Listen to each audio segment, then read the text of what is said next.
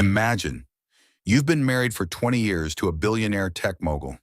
You've raised his children, built a life together, and then, on your wedding anniversary, in a crowded five-star restaurant, he looks you in the eye and slaps you. That single moment sets off a chain of events: hidden mistresses, secret bank accounts, even a second marriage he never told you about. This isn't just a divorce story. It's a high-stakes war of lies, power, and survival, where the victim refuses to stay silent. Stay with me, because by the end, you'll see how one woman turned the worst night of her life into the greatest victory imaginable. And hey, if you love true stories filled with shocking twists and ultimate justice, make sure you hit that like button, drop a comment with your thoughts, share this video, and subscribe so you don't miss the next jaw-dropping tale. The gentle clink of champagne glasses and soft murmur of conversation filled La Bernardin's private dining room. But Margaret Davidson heard none of it. Her attention was fixed on her husband of 20 years, who sat across from her, scrolling through his phone with the same intensity he once reserved for her. "Richard, please put your phone down," Margaret said, her voice trembling slightly. "It's our 20-year anniversary." Richard Davidson, billionaire tech mogul and founder of Davidson Industries, didn't even glance up. His fingers continued their relentless dance across the screen, his jaw tight with concentration. "Richard," Margaret tried again, reaching across the white tablecloth to touch his hand. He pulled away sharply. "I'm handling something important. Margaret, give me a minute." The waitress approached, her practiced smile bright. "The champagne you ordered, Mr. Davidson, Dom Perignon, 1996. "Shall I pour?" "Yes, fine," Richard muttered, still not looking up. Margaret watched the golden liquid fill her glass, bubbles rising like her unspoken questions. She was 52 years old, had raised 2 children, supported Richard through his company's early struggles, and somehow she felt more alone than ever. When had their marriage become this hollow performance? Richard's phone buzzed with an incoming text. His entire demeanor shifted, his eyes widened. Color drained from his face, then rushed back in a wave of red. His fingers gripped the phone so tightly Margaret thought it might crack. "Who's texting you at 10 at night?" Margaret asked, trying to keep her tone light despite the knot forming in her stomach. Richard's head snapped up, his gray eyes blazing with an anger she'd rarely seen directed at her. "What did you just say? I asked who was texting you. It's a simple question." "Richard, don't you dare question me. Margaret!" His voice was low, dangerous. "I built an empire while you played housewife. You live in luxury because of my work, my sacrifices. And you have the audacity to interrogate me about my business." Margaret felt her cheeks burn. "Playing housewife, I raised our children. I managed our homes. I stood by you through everything." "Stood by me?" Richard laughed, harsh and bitter. "You rode on my coattails.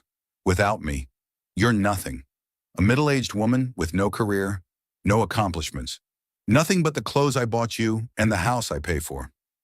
The words stung, but Margaret had heard variations of them before. Usually when Richard had been drinking. What happened next, however, was new. "I saw the text notification," Margaret said quietly. "It said, 'Can't wait to see you tonight, baby.' That doesn't sound like business to me." The slap came so fast Margaret didn't have time to flinch. Richard's palm connected with her cheek with a crack that seemed to echo through the suddenly silent restaurant. Margaret's hand flew to her face, tears springing to her eyes more from shock than pain. "Mrs. Davidson, are you all right?" The manager rushed over, his face pale with concern. Other diners stared, some with phones half raised. Margaret stood slowly, with a dignity she didn't feel. Her cheek throbbed, but her voice was steady. "I'm leaving, Richard, and this time, I'm not coming back." Richard's face cycled through emotions, rage, surprise, then a calculating coldness. "You walk out that door, and you get nothing. Remember the prenup? Margaret, abandonment voids everything." "Abandonment?" Margaret's laugh was hollow. "You just assaulted me in front of 30 witnesses." She turned to the manager. "Please call me a cab." As she walked toward the door, she heard Richard's voice behind her, suddenly pleading. "Margaret, wait. You're overreacting. It was just, she didn't stop. She'd spent 20 years stopping, 20 years accepting apologies, 20 years believing things would get better. Her millionaire ex-husband, because that's what he would be, she decided in that moment had finally shown his true face in public. 3 hours later, in their Manhattan penthouse, Margaret stood in her walk-in closet pulling clothes from hangers with mechanical precision. Her hands shook slightly as she folded each item, placing them in the Louis Vuitton suitcases Richard had bought her for their 10th anniversary. 20 years, she said aloud to the empty room. 20 years of my life. She picked up a framed photo from her dresser their wedding day. Richard looked handsome and confident. She looked young and hopeful. Neither of them could have imagined it would end with violence in a restaurant full of strangers. The penthouse door slammed. Heavy footsteps on marble floors announced Richard's arrival before his voice did. Maggie, sweetheart, you know I didn't mean it. He appeared in the doorway, his tie loosened, his expression carefully contrite. I've been under so much stress with the merger. You know how I get when I'm stressed? Margaret didn't look at him, continuing to pack. Stress doesn't give you the right to hit me. Richard. Hit you? Come on, it was barely a tap. You're being dramatic. He moved closer, his cologne Tom Ford. She'd bought it for him, filling the space between them.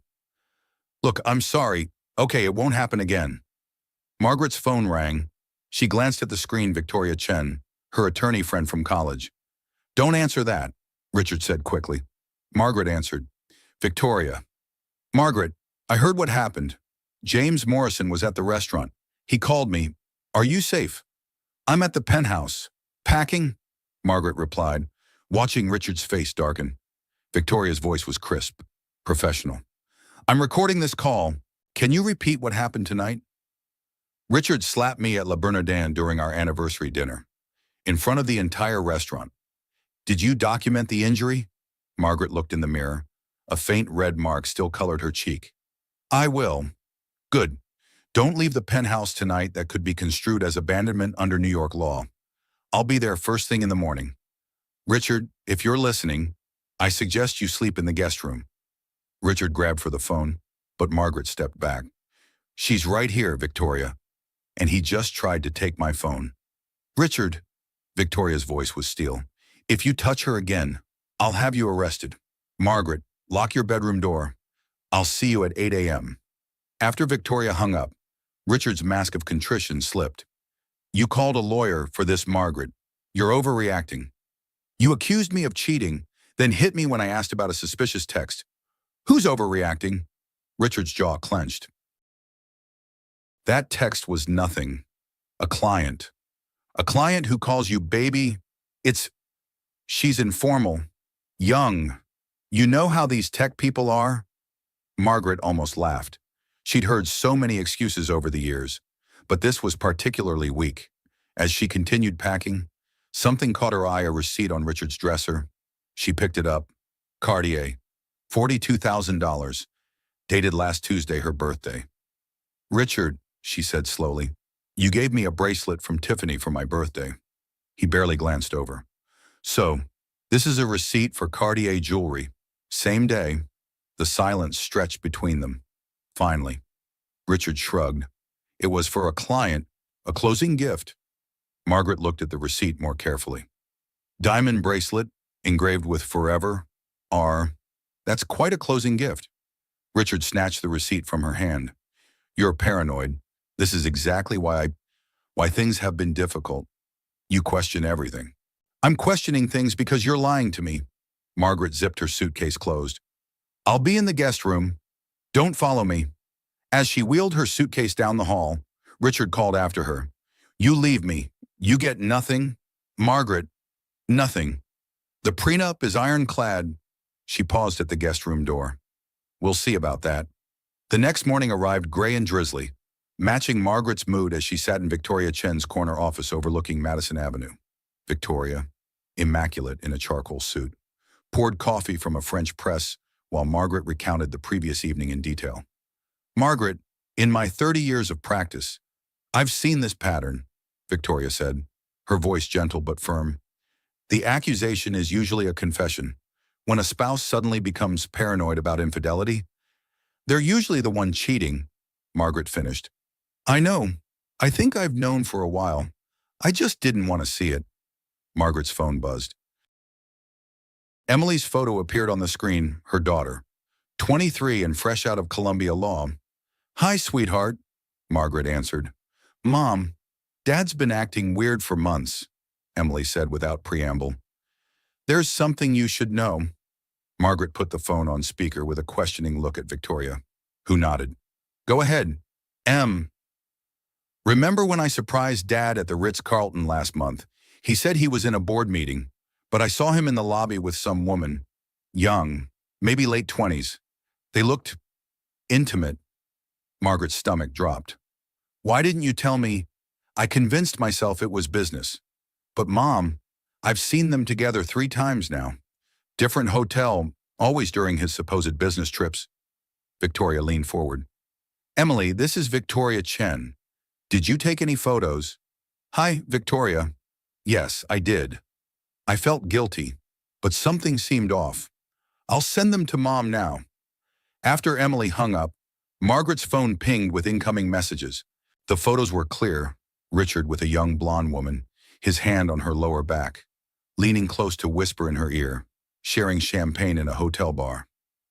All those late-night conferences in Tokyo, Margaret said quietly. Richard's company doesn't even have a Tokyo office anymore. They closed it 2 years ago. Victoria studied the photos. This is good evidence, but we need more. The prenup has an infidelity clause, correct? Yes, but it works both ways. If I cheated, I get nothing. If he cheated, Margaret paused. Actually, I'm not sure what happens if he cheated. We need to review that document carefully. But first, I want to bring in someone who can help us build a complete picture. Victoria picked up her desk phone. Sarah, can you come to my office? I have a client who needs your expertise. 20 minutes later, Sarah Williams entered, a woman in her 40s with sharp eyes and an air of quiet confidence. After introductions, she got straight to business. Mrs. Davidson, men like your husband always leave digital footprints, Sarah said, pulling out a tablet. Give me 72 hours wire and I'll have everything you need. Credit card records, hotel bookings, phone records if we can get them legally, the works. Is that legal? Margaret asked. If the accounts are joint, absolutely. You have every right to review financial records from your marriage. Sarah made notes on her tablet. Now, has he exhibited any unusual behavior recently? New passwords, secret phones, unexplained expenses. Margaret thought back. He changed all his passwords about 6 months ago, said it was for security after some data breach, and there have been charges on our American Express that he claimed were client entertainment, but they were at jewelry stores, high-end restaurants, places like that. Classic, Sarah muttered. What about his emotional behavior? More critical of you, picking fights. Yes, Margaret said slowly. He's been incredibly critical. My appearance, my friends, how I spend my time, and the fights. He seems to start them deliberately, then storms out. Victoria and Sarah exchanged knowing looks. He's building a case, Victoria said, making you look like the difficult spouse so when he files for divorce, he can claim irreconcilable differences caused by your behavior. Margaret's phone rang again. The caller ID showed Linda Patterson, her friend from the country club. Margaret, honey, are you sitting down? Linda's Texas drawl was more pronounced when she was upset. What is it? Linda. Sugar. The whole country club is talking. Richard's been seen with someone young enough to be his daughter. They were at the golf course last week, and honey, the way she was hanging on him was not professional. Margaret closed her eyes. How long has this been going on? Word is about 6 months, maybe more. That man's been playing you like a fiddle. Sugar. I wanted to tell you sooner, but I didn't know how. After Margaret hung up, she looked at Victoria and Sarah. 6 months. He's been planning this for 6 months while making me feel like I was losing my mind. Gaslighting, Sarah said. It's psychological abuse, and it's often a precursor to physical violence, which already happened last night. Margaret touched her cheek unconsciously. The mark had faded, but the memory remained sharp. Victoria stood. Margaret, I need you to go home and act normally for now. Don't confront Richard with what we know. Let Sarah do her work. Can you do that? I've been pretending everything was fine for years, Margaret said with bitter humor. What's a few more days? As she prepared to leave, Sarah stopped her. Mrs. Davidson, this is important. Document everything. Every conversation. Every strange charge on the credit cards. Every time he says he's going somewhere. Email it all to Victoria. We're building a case that will make your millionaire ex-husband wish he'd never raised his hand to you. Margaret nodded, feeling something she hadn't felt in years, hope. 3 days later, Margaret sat in her kitchen at 2 in the morning, unable to sleep. Richard was supposedly in Boston for a conference, but she'd called the hotel and they had no reservation under his name. She'd been documenting everything as Sarah instructed, and the pattern was becoming undeniable. Her phone vibrated. Sarah Williams. I'm sending you something, Sarah said without preamble. Sit down first. Margaret's laptop dinged with an encrypted email. She opened it to find an audio file. This is from his office voicemail system, Sarah explained. He thought he was being clever using the office line, but he forgot that corporate voicemails are archived. Margaret clicked play. Richard's voice filled her kitchen, but the words were meant for someone else. Baby, she doesn't suspect anything. The divorce papers are ready. Once I prove she's cheating, you get everything. The prenup guarantees it. Just be patient. A few more weeks and we'll be together permanently. Love you. Ashley. Margaret's hand shook. That's from 3 months ago. There's more, Sarah said gently. I found evidence of at least 3 affairs over the past 5 years. The current one, Ashley Morrison, is 28. She's an influencer he met at a tech conference. Margaret pulled up Ashley's Instagram. Beautiful, blonde, with nearly 1 million followers. Her recent posts showed expensive jewelry, trips to Paris, Dubai, all places Richard had supposedly gone for business. He's been planning this, Margaret said, her voice hollow. The jealousy act is projection. Classic narcissistic abuse pattern, Sarah confirmed. I'm sending everything to Victoria. But Margaret, there's something else. I found payments to a private investigator. He's been having you followed. Margaret's blood ran cold. What, for the past 2 months, he's trying to catch you doing anything that could be construed as infidelity. Even having coffee with a male friend could be twisted in court.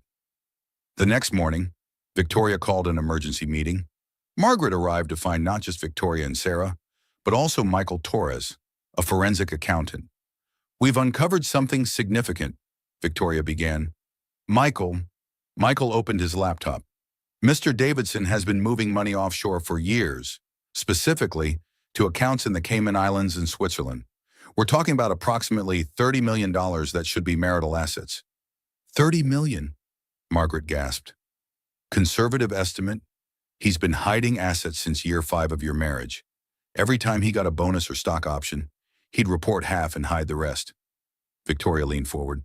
This is fraud, Margaret, not just against you, but potentially against the IRS.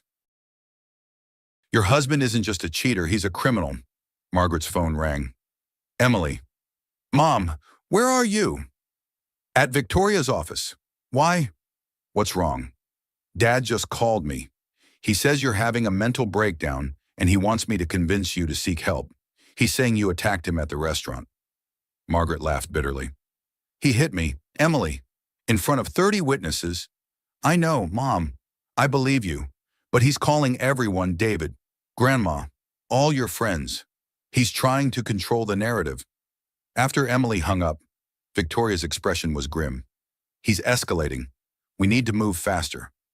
That evening, Margaret returned home to find Richard waiting in the living room, a glass of scotch in hand.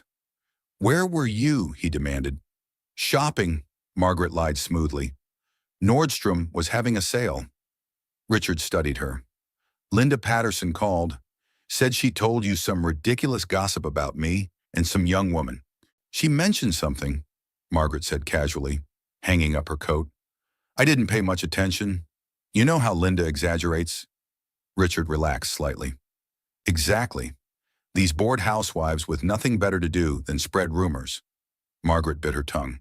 Linda ran a successful real estate business and was hardly a bored housewife. I'm thinking we should take a vacation, Richard said suddenly. Maybe the Maldives. Work on us. Warning bells rang in Margaret's head. An isolated location. No witnesses. That sounds lovely, she said instead. When were you thinking? Next week. I'll have my assistant book it. Margaret smiled. Perfect. I'll start packing. As she headed upstairs, Richard called after her. Margaret, I'm sorry about the other night. You know I love you. Right. She turned, meeting his eyes. Of course, Richard. But as she climbed the stairs, she texted Victoria. He wants to take me to the Maldives next week. Isolated location. I'm scared. Victoria's response was immediate. Don't go. We file tomorrow.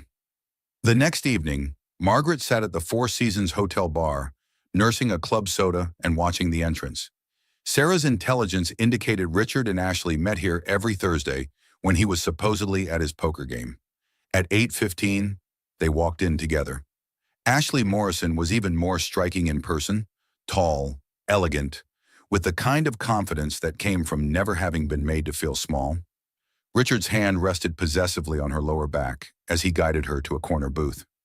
Margaret positioned herself where she could hear their conversation, hidden behind a decorative partition. When will you tell her about us? Ashley's voice was young, impatient. Soon, baby. I just need her to slip up once. One text from another man, and she loses everything in the prenup. It's been 3 months since you filed the papers? Richard, I'm tired of hiding. Margaret's breath caught. He'd already filed. The process takes time, Richard soothed. But think about the payoff. 50 million, all ours, the houses, the yacht, everything. I don't care about the money, Ashley said. I just want to be with you. Richard laughed. Come on, sweetheart. You didn't fall for a broke nobody. You fell for Richard Davidson, billionaire. The money is part of the package. There was a pause, then Ashley spoke again, her voice smaller. Sometimes I wonder if you'd have noticed me if I wasn't young and pretty. You're overthinking. Have some more champagne. Margaret had heard enough. She stood, smoothed her dress, and walked directly to their table. Richard, Ashley, is it? Richard's face went white, then red. Ashley's eyes widened in shock. Margaret, this is a business meeting. Richard stammered. Ashley's nervous laugh cut through his words. Mr. Davidson, you said she was in the Hamptons. Margaret smiled coolly. Oh, I was. But I came back to collect what's mine. She turned to Ashley. You might want to ask him about Jennifer, his Tuesday girlfriend, or Patricia, who gets Wednesdays. You're just the Thursday girl. Honey, that's not… Ashley turned to Richard. What is she talking about? She's lying, Richard said quickly, but his face betrayed him. Am I? Margaret pulled out her phone, showing Ashley a photo Sarah had obtained. This was Tuesday, Richard and Jennifer at 11 Madison Park. Ashley stood abruptly, tears in her eyes. You said I was the only one. You said you loved me. Baby, wait. Richard reached for her, but she pulled away. Don't. I'm such an idiot. She looked at Margaret. I'm sorry. He told me you were separated, that you were cruel to him, that… I know what he told you, Margaret said gently. He's very convincing, but now you know the truth. Security arrived as Richard's voice rose. This is harassment. I'll have your lawyer disbarred. Sir, we need you to calm down, the security guard said firmly. Margaret walked away, Ashley beside her. In the lobby, the younger woman stopped. He's been paying my rent, Ashley said quietly. My car payments.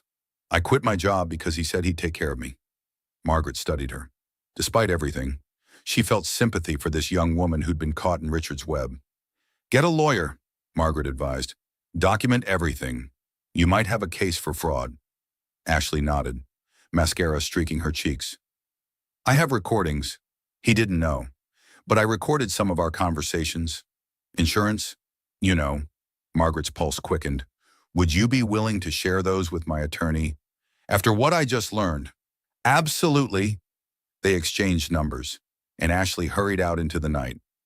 Margaret was about to leave when Richard appeared, his face twisted with rage. You've ruined everything, he snarled, grabbing her arm. Let go of me, Richard. You think you're so clever you just violated the prenup? Harassment of my business associates. Margaret pulled free. Your mistress isn't a business associate, and I have witnesses to you grabbing me just now.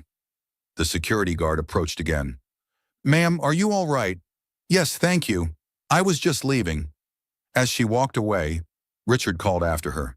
You'll get nothing, Margaret. Nothing. She didn't turn around. She already had everything she needed. Monday morning brought a new crisis. Margaret stood at the Chase Bank counter.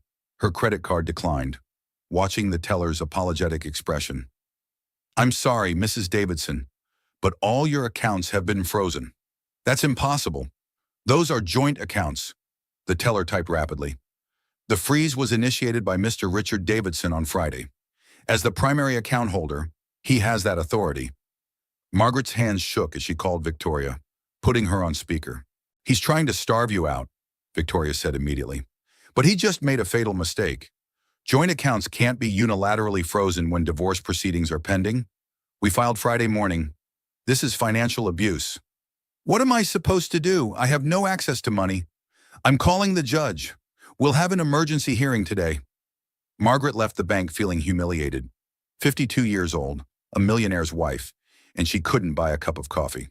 Her phone rang. Emily. Mom, I have my trust fund, Emily said immediately. Grandma made sure Dad couldn't touch it. Let me help. No, sweetheart, I'm going to beat him at his own game. Mom, this isn't about pride. It's not pride.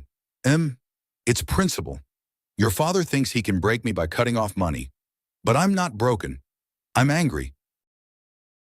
That afternoon, Margaret sat in Judge Patricia Hammond's chambers with Victoria, while Richard and his attorney, Charles Whitman, occupied the other side of the conference table.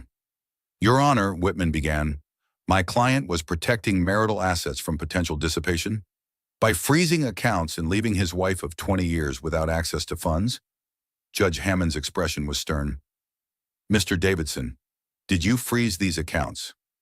I was advised to protect our assets, Richard said smoothly. That wasn't my question. Did you freeze the accounts? Yes.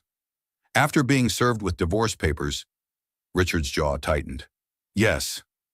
Mr. Davidson, that constitutes financial abuse and contempt of court.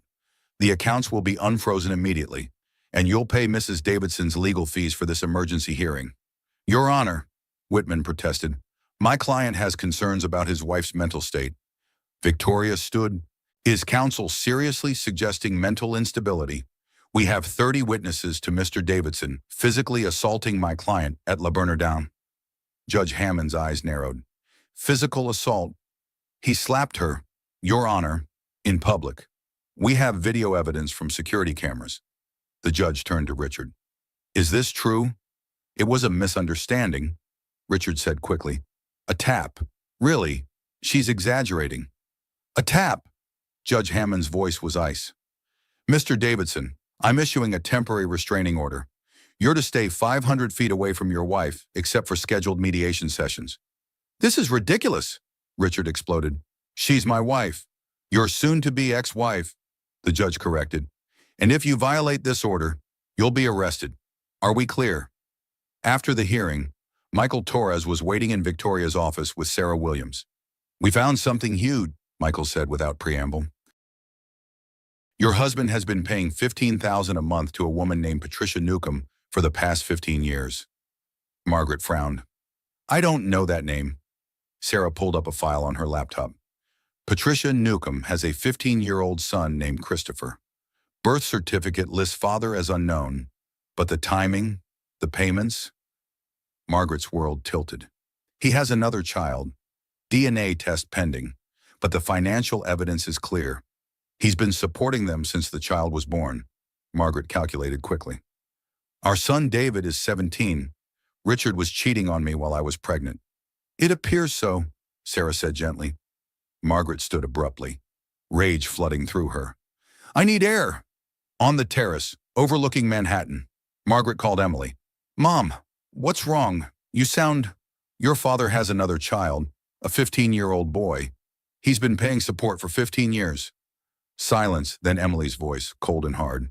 I'll kill him. No, sweetheart. We're going to do something worse. We're going to expose him for exactly what he is.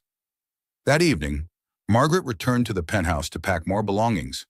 Richard wasn't supposed to be there. The restraining order required him to stay at his office apartment, but his car was in the garage. She texted Victoria, "He's here," violating the order. "Don't go in. I'm calling the police." But Margaret was done being afraid. She walked in, recording on her phone.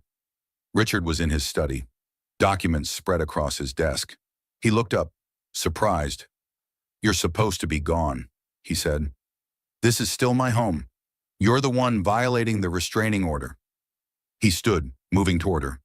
"We need to talk about this rationally." "Stay back. Richard, I'm recording this." He stopped, his face darkening. "You've destroyed everything. My reputation, my relationship with Ashley. You mean your mistress, one of several? We could have done this quietly. Now everyone knows our business. Everyone knows you hit me. There's a difference." Police sirens wailed outside. Richard's face went pale. "You called the cops. You're violating a restraining order." Two officers appeared in the doorway. "Mr. Davidson, we need you to come with us." "This is my house," Richard protested. "Sir, there's a restraining order in effect. You need to leave now, or we'll arrest you." As they escorted him out, Richard turned back. "You'll regret this, Margaret. I'll destroy you in court." Margaret met his gaze steadily. "You already tried to destroy me." "Richard, it didn't work." Over the next week, Richard's campaign to discredit Margaret intensified. It started subtly whispers at the country club, concerned calls from mutual friends, suggestions that Margaret was going through something. Thursday afternoon, Margaret walked into the country club for her regular lunch with the charity committee. The conversation stopped when she entered. "Margaret, dear," said Constance Whitmore, the board president. "Richard called us. He's concerned about your mental health." "He says you're struggling," added Patricia Hobbs. "Perhaps you should take a leave from the committee." Margaret set down her purse slowly. "Richard is concerned about my mental health, the man who slapped me in public." "He said that was a misunderstanding," Constance said carefully. "That you've been drinking?" Margaret laughed. "Interesting. I haven't had a drink in 10 years. As you all know, I've been sober since my mother's death." Linda Patterson entered the room like a force of nature. "Y'all are believing a man who just slapped his wife in public. Have you lost your minds?" "Linda, you don't understand," Patricia began. "I understand plenty. Sugar. Richard Davidson is a narcissistic abuser who's trying to gaslight his wife, and y'all are helping him." The door opened again. Richard walked in, his expression a mask of concern. "Margaret, you're embarrassing yourself. Let me take you home." "You're violating the restraining order," Margaret said calmly. "What restraining order, sweetheart? You're confused. There's no restraining order." Margaret pulled out her phone, showing the legal document. 500 feet. "Richard." His mask slipped for a moment, rage flashing in his eyes, before the concern returned. "Ladies, you see what I'm dealing with. She's delusional. The only delusion here is you thinking you can manipulate everyone," Margaret said. She looked at the committee. "Check the court records. Check the video from La Bernardin. Then decide who's lying." Security arrived. Linda had called them. "Mr. Davidson, you need to leave," the security chief said. As Richard was escorted out, several committee members pulled out their phones. Within minutes, the video from La Bernardin was playing on multiple screens. "Oh my God," Constance whispered. "He really did hit you. And now he's trying to make me look crazy," Margaret said. "Classic narcissistic abuse tactic." Patricia Hobbs looked stricken. "Margaret, I'm so sorry. We should have believed you." "He's very convincing," Margaret said. "I believed him for 20 years. That evening, Margaret's phone rang constantly, friends apologizing, offering support, expressing shock. The narrative was shifting, but Richard wasn't done. Friday morning brought a new crisis. Margaret woke to find her photo on the gossip blog Manhattan Wives. "Billionaire's wife in mental health crisis," screamed the headline.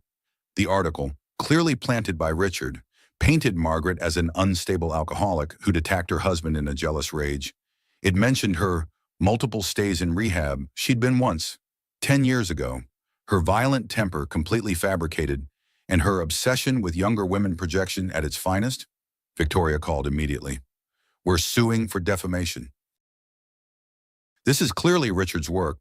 How do we prove it? Sarah's already on it. The blogger received a large payment from an LLC traced to Richard's attorney. Margaret's daughter Emily arrived at the penthouse an hour later, furious. I'm going to destroy him, Emily said. I'm a lawyer now. Mom, let me help. You're too emotionally involved. Sweetheart, he's attacking you publicly. He's trying to humiliate you. Margaret hugged her daughter. And he's failing. The truth is coming out. That afternoon, something unexpected happened. Ashley Morrison called. Margaret, I know I'm the last person you want to hear from, but I have something you need to hear.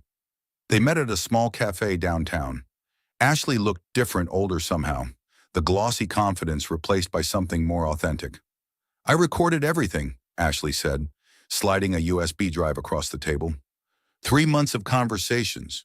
Richard talking about you, about his plans, about the other women. Why are you helping me? Ashley stirred her coffee. Because I was you. In a way, he made me feel special, then slowly tore me down, made me question myself, made me feel crazy. I'm 28 and he had me believing I was worthless without him. I can't imagine enduring that for 20 years. Margaret listened to some of the recordings on Ashley's phone. Richard's voice, casual and cruel. Margaret's pathetic, 52 and still thinking she's attractive. Once I prove she's unstable, I get everything. The prenup is bulletproof if she's deemed mentally incompetent. I've been building this case for 2 years. Every fight recorded, every outburst documented. Margaret's hands trembled. 2 years, Ashley nodded. He showed me files, videos of arguments where he'd provoked you, then only recorded your response. Documents where he'd tracked your spending to make it look excessive. He even hired actors to flirt with you at parties, hoping you'd respond. Actors. That man at the gallery opening last month, the one who kept complimenting you, Richard paid him $5,000 to try to seduce you. Margaret remembered a charming younger man who'd been oddly persistent. She'd politely declined his advances, feeling uncomfortable. This is insane, Margaret said. This is Richard, Ashley corrected. He plans everything, except he didn't plan on you fighting back. Sarah Williams called an emergency meeting Monday morning. Margaret arrived at Victoria's office to find the entire team assembled. Victoria, Sarah, Michael Torres, and a new face. This is James Morrison, Victoria introduced. He was at La Bernardin that night, and he's been investigating Richard professionally for the past year. James, a distinguished man in his 60s, shook Margaret's hand. I'm a forensic analyst for the SEC. We've been watching your husband's company for suspected insider trading. Margaret sank into a chair. Insider trading. Among other things. But that's not why I'm here today. Sarah asked me to look into something, and what I found, well, it changes everything. Sarah opened her laptop. Remember I mentioned Richard had hired a private investigator to follow you? Well, we hacked into the PI's files. Is that legal? Margaret asked.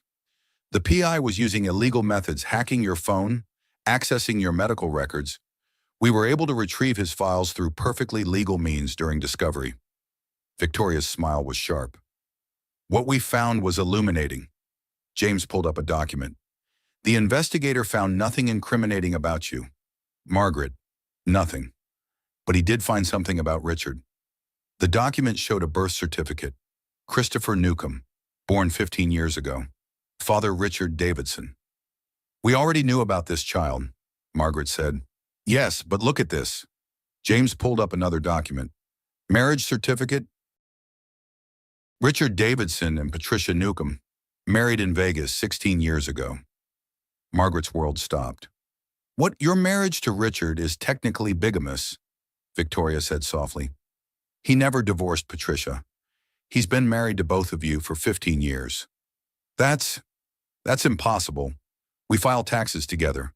We have joint property. All fraudulent, James said. He's been filing false documents for 15 years. That's federal crime territory. Margaret stood, pacing to the window. He has another wife, another family. Had, Sarah corrected. Patricia filed for divorce 5 years ago. Richard paid her $10 million to keep quiet and disappear. $10 million? Margaret turned. From our marital assets? Yes, he essentially stole $10 million from you to pay off his other wife. Victoria was already pulling up legal documents.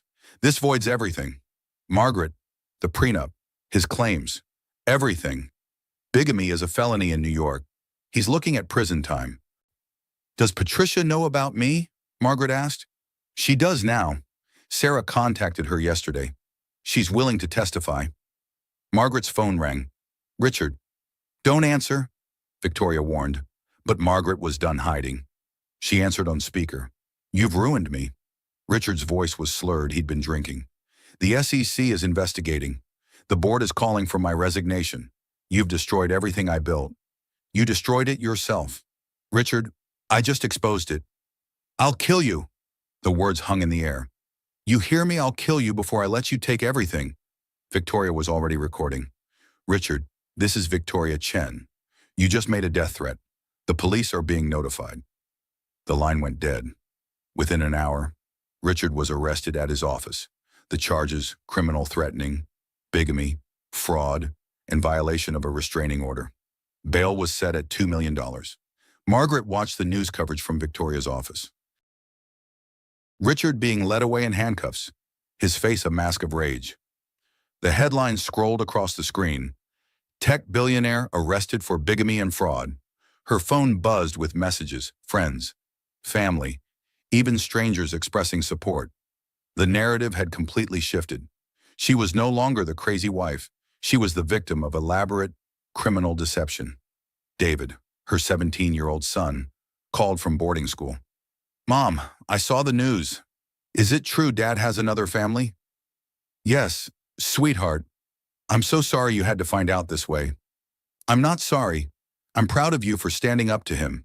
He's been a bully my whole life. I just never thought he was capable of this. That evening, Margaret met Patricia Newcomb at a quiet restaurant in Brooklyn.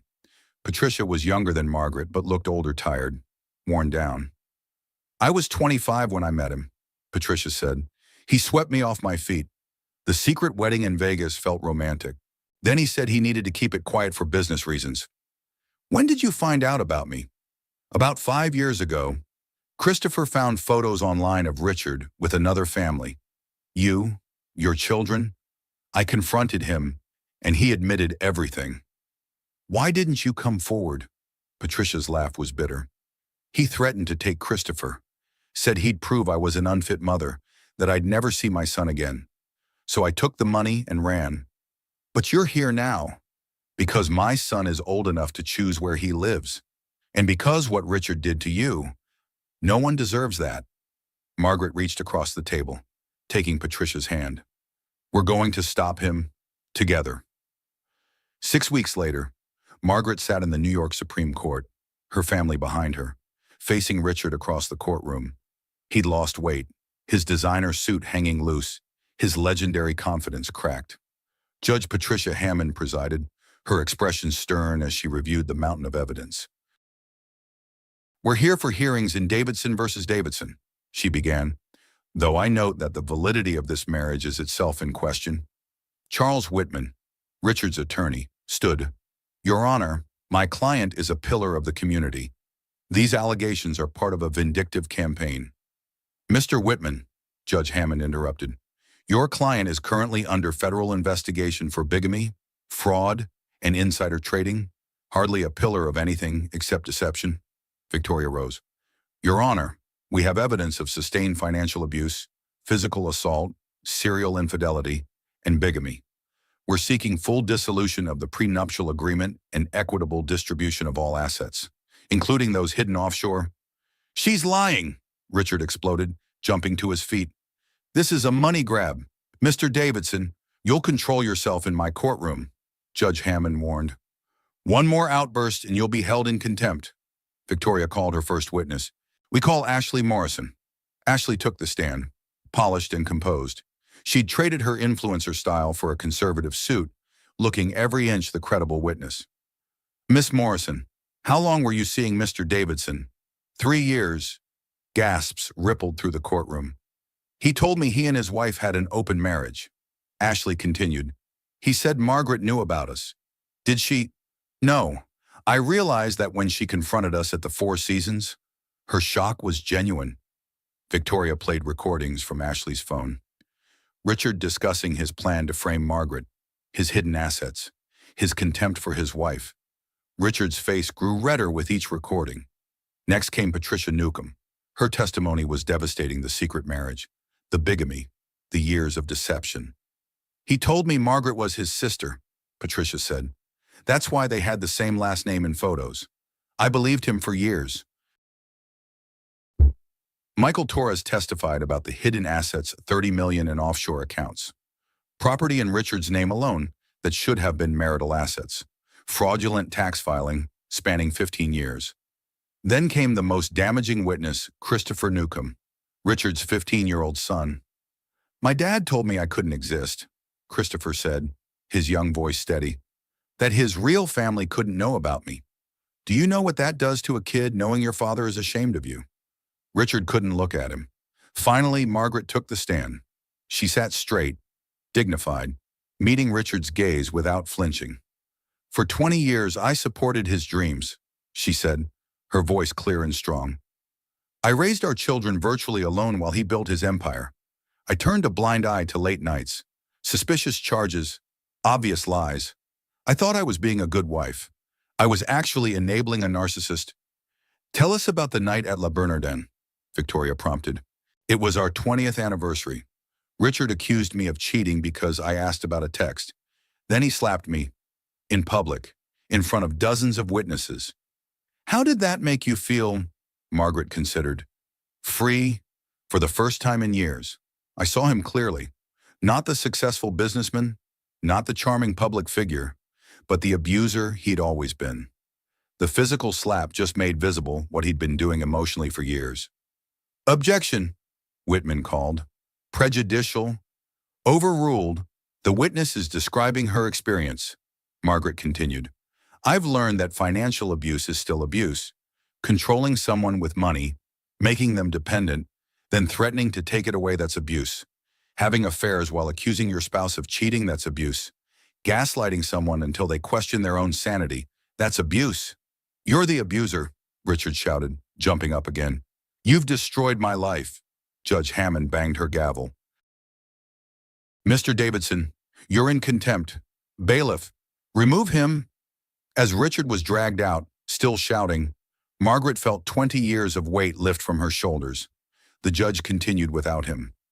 Based on the evidence presented, this court finds that the prenuptial agreement is void due to fraud and bigamy. Furthermore, given Mr. Davidson's pattern of deception and hidden assets, I'm awarding Mrs. Davidson 70% of all marital assets, including those offshore accounts. Victoria had warned Margaret this might happen, but hearing it still felt surreal. Additionally, Judge Hammond continued, given the evidence of criminal behavior, I'm referring this case to the district attorney for prosecution. As they left the courtroom, FBI agents were waiting. Margaret Davidson. One approached. We need your cooperation in our case against your husband. Ex-husband, Margaret corrected. And yes, I'll cooperate fully. Richard was being led past in handcuffs, heading for federal custody. He stopped, looking at Margaret with desperate eyes. Margaret, please tell them this is a misunderstanding. Margaret looked at the man she'd loved, married, built a life with, the man who'd systematically tried to destroy her. You wanted to monitor my every move, Richard, she said calmly. Now the federal government will monitor yours. As the agents led him away, Margaret heard him say something that almost made her laugh. This isn't fair. Fair? After everything he'd done, he was concerned about fairness. The news cycle exploded. Tech billionaires' double life exposed dominated headlines. Richard's company stock plummeted. The board unanimously voted him out, citing moral turpitude clauses. Margaret gave one exclusive interview to establish her narrative, then retreated from the public eye. She had more important things to focus on. First was her children. Emily and David needed to process their father's betrayal. Margaret arranged therapy, family dinners, honest conversations. I don't even know who he is anymore, David said one evening. My whole life, I tried to make him proud. Now I realize he's incapable of being proud of anyone but himself. He does love you, Margaret said carefully. He just loves himself more. Emily was angrier. He's a sociopath. Mom, you can't make excuses for him. I'm not making excuses. I'm just trying to help you understand that his failures aren't your fault. Then there was Christopher, Richard's other son. Margaret did something that shocked everyone she reached out to him. You're my children's brother, she told the teenager over coffee. That makes you family to me, regardless of how you came to exist. Christopher, so much like David in appearance, it was startling, broke down crying. I thought you'd hate me. You're a child. None of this is your fault. Margaret helped Patricia navigate the legal system, ensuring Christopher received proper support. She even invited them to Thanksgiving, over Victoria's warnings about complications. My husband betrayed all of us, Margaret said. We can either let that destroy us or we can build something better from the ruins. Richard's criminal trial began 3 months after the divorce. Margaret testified again, this time in federal court. The charges had expanded wire fraud, tax evasion, insider trading, attempted blackmail. Richard had hired the best criminal defense money could buy, but the evidence was overwhelming. Sarah Williams had done her job too well. Every email, every transaction, every lie was documented. The prosecution presented a pattern of behavior spanning 2 decades. Richard hadn't just deceived Margaret, he'd defrauded investors, manipulated stock prices, bribed officials. Mr. Davidson believed he was above the law, the prosecutor said in closing arguments. He treated people like possessions, rules like suggestions, and marriage like a business transaction. It's time he faced consequences. The jury deliberated for less than 3 hours. Guilty on all counts. At sentencing, Richard was given the opportunity to speak. Margaret watched from the gallery as he stood, expecting the usual denial, deflection, blame. Instead, he turned to her. I destroyed everything good in my life, he said, his voice breaking. Margaret, you deserved better. Our children deserved better. I let greed and ego consume me until there was nothing left but the monster I became. It might have been genuine. It might have been another manipulation. Margaret found she didn't care either way. The judge sentenced him to 12 years in federal prison, with possibility of parole in 7. As Richard was led away, he looked back one last time. Margaret met his gaze steadily, then turned and walked out of his life forever. 6 months after the trial, on a sunny afternoon in Central Park, Margaret sat surrounded by the family she'd rebuilt from the ashes of her marriage. Emily had taken a job at the district attorney's office, prosecuting domestic violence cases. You inspired me, Mom, she said, to fight for people who can't fight for themselves. David was finishing his senior year, planning to study psychology. I want to understand what makes people like Dad tick, he explained, so I can help their victims heal. Even Christopher was there, shy but smiling, slowly building relationships with his half-siblings. Victoria joined them, champagne in hand. The final settlement came through, $50 million, plus both houses, plus the yacht you never wanted. I'm selling the yacht, Margaret laughed, and the penthouse. Too many memories. What about the money, Linda asked, having arrived with her own contribution to their picnic. I'm starting a foundation, Margaret announced, for women escaping financial abuse, free legal services, temporary housing, job training, everything I had access to that most women don't. Mom, that's amazing, Emily said, tears in her eyes. Sarah Williams appeared, as she always seemed to at important moments. I have news. Richard's company. The board wants to hire you as a consultant. They think your insights could help them rebuild their reputation. Margaret considered, then shook her head. I'm done with that world, but thank you. Ashley Morrison approached hesitantly from the path. Margaret had invited her, not expecting her to come. Mrs. Davidson, I wanted to apologize again. Margaret, she corrected, and you have nothing to apologize for. You were a victim too. I'm in therapy now, Ashley said, learning about narcissistic abuse, manipulation tactics. I had no idea how much he'd gotten into my head. It's insidious, Margaret agreed. They make you doubt your own reality until you don't trust your own thoughts. Ashley pulled out an envelope. I wanted to give you this. It's a check for the money Richard gave me. I can't keep it. Margaret pushed it back. Use it for your therapy. Consider it Richard's contribution to your healing. As the afternoon wore on, Margaret found herself walking alone by the reservoir. Her phone buzzed with a text from an unknown number. The old fear flickered. Richard had contacted her from prison before, using contraband phones. But the message was different. Mrs. Davidson, you don't know me, but your story gave me the courage to leave my husband. Thank you. Margaret stopped walking, tears in her eyes. Another message came through, then another. Your interview saved my life. I thought I was alone until I heard your story. 53 and starting over because of you. She sat on a bench, reading message after message from women who'd found strength in her story. Women who'd recognized their own experiences in hers. Women who'd finally understood that abuse doesn't always leave visible bruises. Victoria found her there an hour later, still reading, still crying. You okay? Margaret showed her the messages. I spent 20 years thinking I was protecting my children by staying silent, but silence protects abusers, not victims. You're helping more people than you know, Victoria said.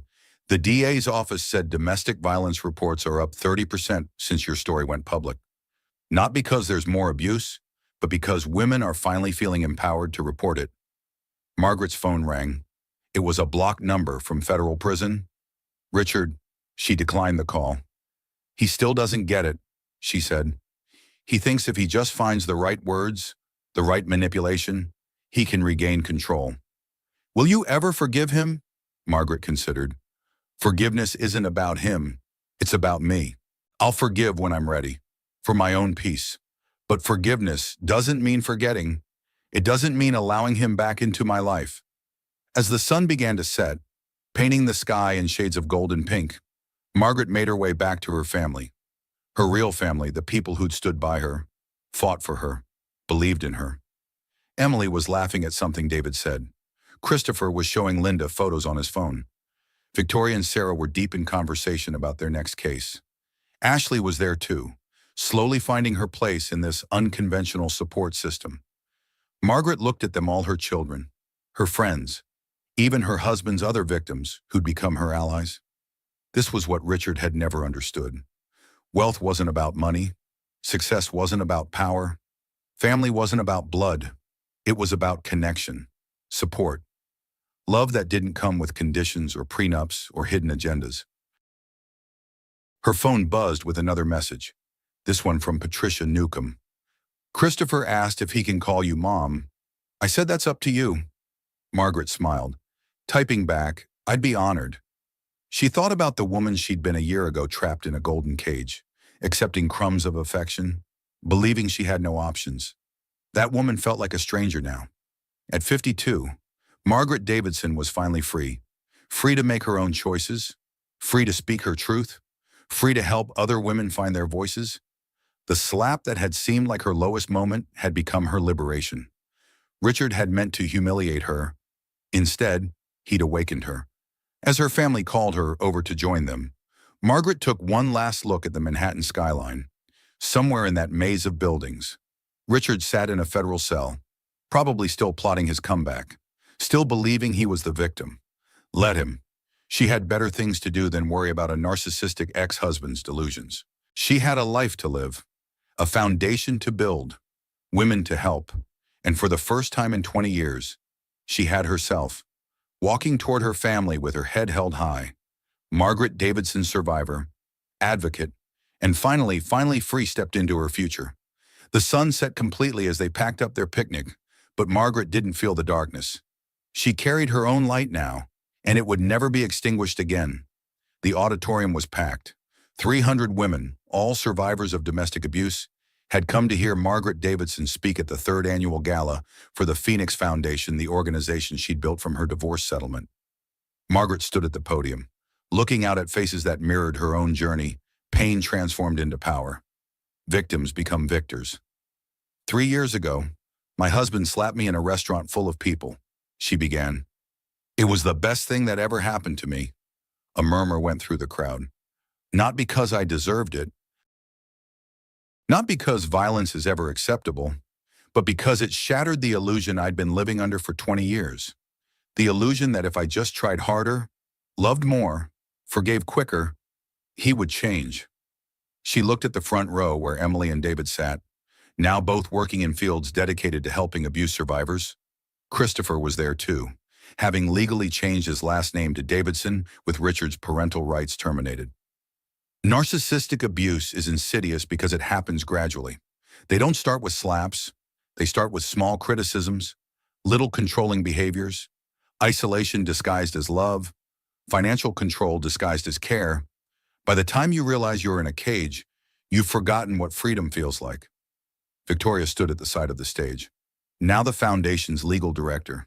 They'd helped over 500 women escape abusive relationships, providing free legal services, safe housing, and financial support. My ex-husband is serving a 12-year sentence for his crimes, Margaret continued. But I'm not here to gloat about his downfall. I'm here to talk about our rise. Every woman in this room who left an abuser, every child who now lives without fear, every life rebuilt from the ashes of a toxic relationship. She saw Ashley in the audience, now a successful advocate herself, running support groups for young women trapped in relationships with older, wealthy men. The phrase millionaire ex-husband appeared in every article about my divorce, Margaret said with a wry smile, as if his wealth was the most important thing about him. But abuse doesn't care about bank accounts. It happens in penthouses and trailer parks, to CEOs and cashiers. Sarah Williams, now the foundation's head of security and investigations, gave her a thumbs up from the back of the room. Financial independence after 50 seemed impossible when I couldn't even access my own bank accounts. Margaret continued, but here's what I learned. Independence isn't about money. It's about knowing your worth. It's about refusing to accept less than you deserve. It's about understanding that being alone is better than being with someone who diminishes you.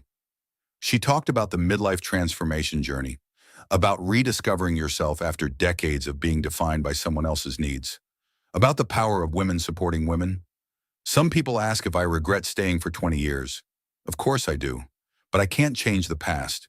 I can only use it to help others avoid the same trap. As she concluded her speech, the audience rose in a standing ovation. Margaret stood there, absorbing the moment not for the praise, but for what it represented. 300 women who'd refused to be victims. 300 phoenixes risen from ashes. After the gala, a young woman approached her, nervous and trembling. Mrs. Davidson, I'm currently trying to leave my husband. He's wealthy, connected. He says I'll never win against him in court. Margaret took her hands. That's what they all say. It's their favorite weapon, fear. But here's the truth you've already won by deciding to leave. Everything else is just paperwork. She connected the woman with Victoria, watched as hope replaced fear in her eyes. Later that night, Margaret stood on the balcony of her new apartment, smaller than the penthouse, but entirely hers. The city lights sparkled below, full of stories like hers, women trapped and women breaking free. Her phone buzzed. Another message from Richard in prison. She deleted it without reading. He'd never stopped trying to regain control, but she'd stopped listening long ago. Emily joined her on the balcony. You know what I realized today? Mom, you didn't just survive, Dad. You turned his attempt to destroy you into something that saves other women. That's not just recovery, that's redemption. Margaret hugged her daughter. We all have the power to transform our pain into purpose. It just takes courage to use it. As midnight approached, marking exactly 3 years since that night at La Bernardin, Margaret raised a glass of sparkling water to the sky. Thank you, Richard, she said quietly. Thank you for showing me who you really were. Thank you for forcing me to find who I really am. The Manhattan night embraced her words, carrying them away on the wind. Somewhere, other women were making the same discovery that they were stronger than they knew, braver than they believed, and worthy of so much more than they'd been accepting. Margaret Davidson, 55 years old, millionaire philanthropist, and proof that it's never too late to reclaim your life, went inside to plan tomorrow's battle against abuse. The war wasn't over. It might never be. But tonight, she'd won another victory, and that was enough.